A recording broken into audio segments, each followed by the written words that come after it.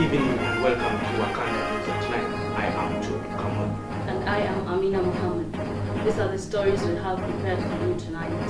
Students in JKUAT exercised their right and voted for new student leaders. Juja residents are hit hard by water shortage. Former President of the United States of America launches a sports and training center in Kogel. Trump invites Russian leader Putin to visit the US amid uproar over the Helsinki summit. Students of Jomo Kenyatta University of Agriculture and Technology exercised their right to vote for new leaders into the office to represent their views and needs. Unlike other elections that have been marred with violence and instances of voting malpractices, this time the elections were peaceful and smooth. Our reporter Esther Kasandi with more on the story. As you can see, the students woke up early to queue for the voting process. The election went smoothly. Apart from some delegates campaigning in line, there was no other election misconduct. The election official consisted of lecturers from other JKUAT campuses to avoid bias. The results will be announced later in the day after the counting has been finalized. I'm a student at JKUAT, contesting for Congress for a school rep, School of Biosystems and Environmental Engineering. Mengi nayo kusema, lakini nitaongea kwa kifupi kuwa uchaguzi katika shule ya University ya JKUAT, uchaguzi ambao ulikuwa wa kuridhisha sana. Mimi leo hivi nimefurahi. This is the 2018 election of delegates and candidates for the College of Engineering and Technology, taking place today at the Assembly Hall. I'm your reporter, Esther Kasandi, WTV News. With the increased population around Juja in the past few months, there has been a shortage of resources, one of them being water. The residents of Gate C area, most of whom are students, have been most affected by this. Our reporter Eddie Oliech with more. Residents of Juja area are complaining of a water shortage that has been affecting this area for the past 2 weeks. Most of the residents who are students from JKUAT and neighboring universities are claiming that they are able to buy water at a high cost for the past 2 weeks in order to survive. Most of the residents are calling upon the county government to come and help them overcome this situation. Today we spoke to some of the residents and this is what they have to say. Maji imekuwa shida sana Gate C. Kama mimi nimemaliza wiki 2 sijapata maji. Mvua imenyesha lakini tunatumia maji ya mvua kwa sababu tap zetu hazifanyi maji. Hizo mabomba ya maji yamepasuka. Makiateka wanasema like it's a whole place Gate C hakuna maji in short. So tunaomba kama inawezekana county government ingilie kati na watengeneze nini kwa sababu sisi ndio tunaumia, tunalipia maji lakini hatupati maji. Juja as of now hakuna maji. Sasa hata sijaoga, nanuka almost daily. Kunywa maji haiko. Tunapata hata watu wanaomba maji kwa sasa. The prices of water has gone up in that now it was 5 bob, now it's 50 bob, and now you find that getting that money for a student is not easy because bado tunadai kubai chakula, bado kuna maform tunadai kuenda na unapata si rahisi sana. So as of now the state in Juja is very poor. Even when it rains you find that the water within the area only lasts for 1 day, in that each person is scrambling for the water. So right now we're trying to find certain ways in getting water in such that for me as a student I have to go all the way to Thika, and that's money money which I had planned for food or other necessities. I'm finding to get water, and that is now why I'm struggling as a student in this area with Juja in terms of water. Thank you. Reporting for Wakanda TV, I'm Eddie Oliech. We now take a short break. We'll be back with international news.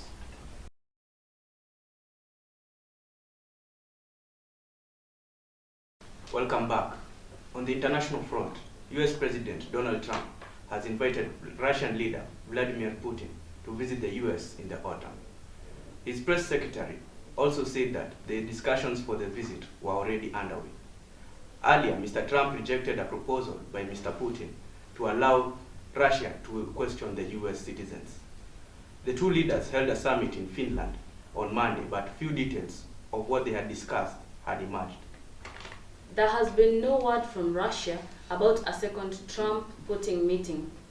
Controversy has raged over the Helsinki summit, with Mr. Trump having to correct his own words from the press conference which followed. But on Thursday, Mr. Trump said that the talks have been a great success and he was looking forward to their next meeting. Former US President Barack Obama arrived in Kenya on Sunday, his first visit to this East African country since leaving the office. Mr. Obama is in the country to help launch the sports and training center founded by his half-sister, Auma Obama, through her foundation, Sauti Kuu. In Nairobi, Mr. Obama met with President Uhuru Kenyatta at the State House and Raila Odinga in a city hotel. Collins Ngeno with more. This is the third time President Obama has visited Kenya. And in 2006, that was his first time. In his former visit, President Obama said that he will not come back in Kenya as a president of the United States, but as a citizen.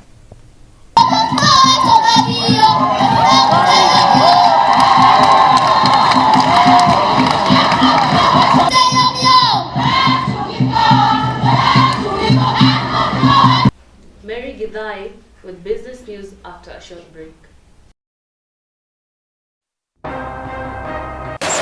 We interrupt normal programming to bring you breaking news. Hey you! Yes you! Wameketi hapo umevaa t-shirt yellow. Yes you!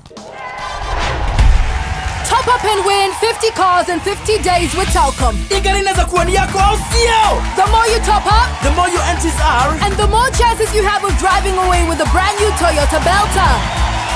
Mnangojea nini watu wangu? Start topping up now. Join Telkom today for your chance to win in the Top Up and Win. Mom, hey gari ni yangu.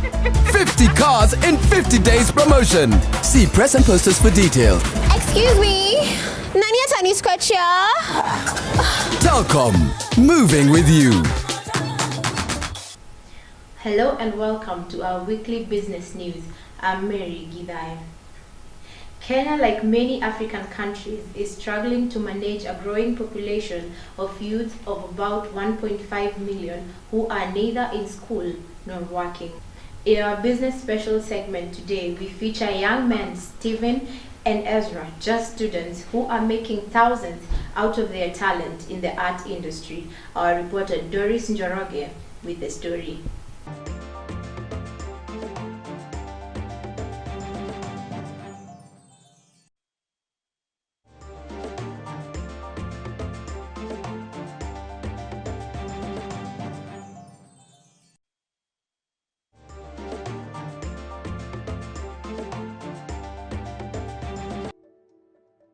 While many young people in Kenya continue to complain about the unending problem of unemployment, a few have found self-employment for themselves and for others.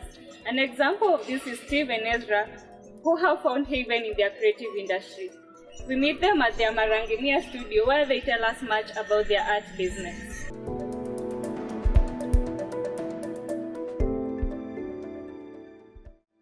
Art, naweza sema art ni more of talent na passion, but bado pia ni skill.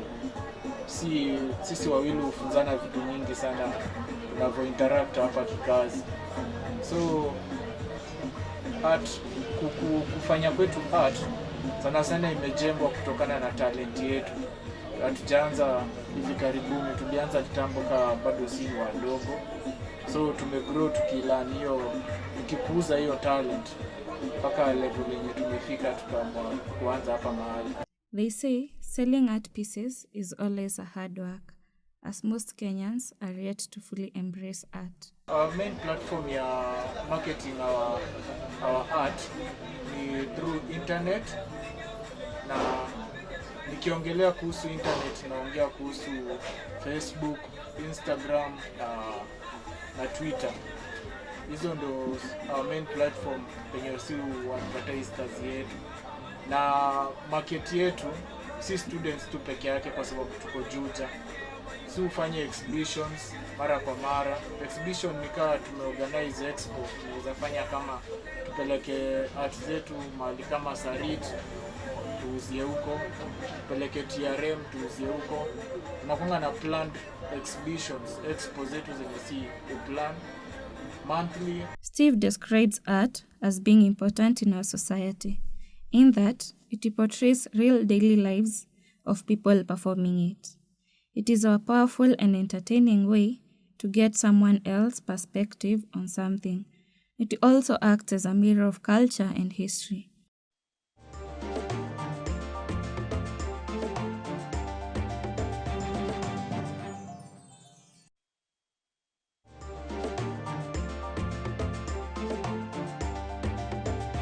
The cost of living keeps soaring high, especially after the 2017 general elections. Residents of Juja are part of the suffering Kenyans. Our reporter Soni Mumbai, who got a chance to interact with these residents, has the story. Najua saisi kitu umepanda hata kabla siku ingine tunanunua hata shilingi 10, tunanunua shilingi 70. Nyanya pia kreti moja. Sasa tukilinganisha saizi biashara saizi na kitambo, naweza sema tofauti ni gani? Lakini saizi ni ngumu sana. Saizi ni ngumu. Kama tomato mnapata hali gani? Na 35 kreti kale kadogo. That was your weekly business news. I'm Mary Gidai. Have a good night. What if all of us came together to do something incredible? An anthem made from all of us.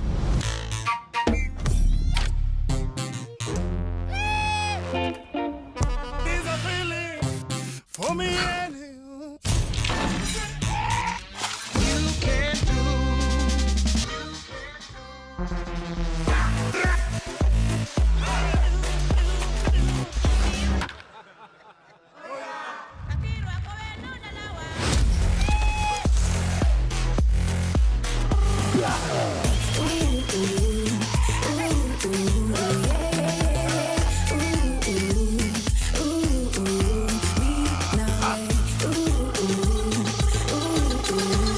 Here's to the us in every tasker.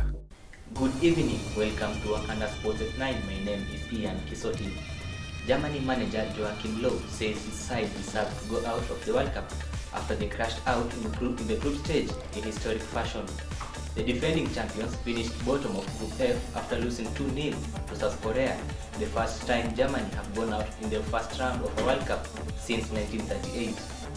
Brazil avoided a shock result that had earlier seen Germany knocked out of the World Cup by defeating Serbia to finish top of Group E and book a last 16 tie against Mexico. They did so with a sort of occasionally dazzling performance that suggests they are growing into a tournament that they are one of the favorites to win, as they pushed behind them their slow start in Russia. Paulinho had deservedly put Brazil in front with a deft finish after a brilliant run from Dave saw him convert Philippe Coutinho's through ball in the first half. Corner! Brilliant header, Thiago Silva! And Brazil now could well be marching through to the round. And in other news, more than 200 golfers are expected at the 4th Kenya Commercial Bank Road to Current tournament at the Par 71 Nyali Golf and Country Club course in Mombasa on Saturday. This is one of the 5-leg series of the event where, apart from prizes for the winners, only 6 golfers will earn slots to the current Masters Pro-Am Showdown. The overall winner, men's winner, staff winner, ladies winner, KCB customer guest and a wildcard to be picked from the prize list will be picked for the KCB Current Masters Pro-Am competition. And that was all for Wakanda Sports at 9. Till tomorrow, have a good night.